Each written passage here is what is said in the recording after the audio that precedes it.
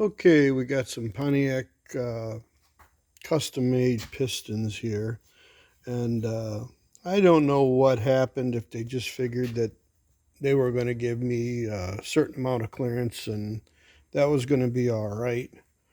Well, it ain't all right. I've got less than 60 thousandths aside when I drop that rod in there. And this happens a lot on aluminum rods when you go to a piston. There's a couple of ways you can take care of this problem when you don't have the room that you would like.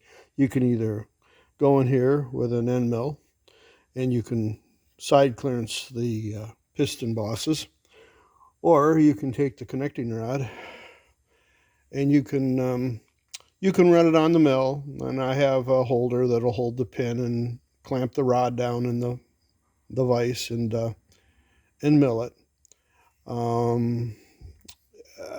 It's quicker to run it on the belt sander, and just do one side at a time and verify it with the mic. So I take the rod, lay it flat on the belt sander, and sand it and keep measuring and off the other side, which is probably pretty darn square. It's from the factory. And cut the one side down, which I took 25 thousandths off each side because I wanted to at least have 50 thousandths, give or take. And you get them pretty close. This one's already done. This one's had 50 thousandths taken out of it. I've got plenty of room now in here, which I would have liked to seen in the first place, but obviously things don't always go the way you want them to. And then, of course, once I'm done side clearancing the rods, I will chamfer the hole, and then I will tune up the pin ends on these to get the gram weight a little bit closer.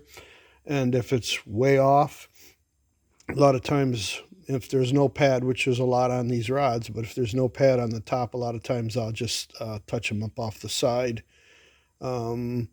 Even if the rods have plenty of clearance, you can, if you don't have it, to take it off at the top. Usually when I balance them, I'll take it off the sides. Well, that's it. Hope you get something out of this.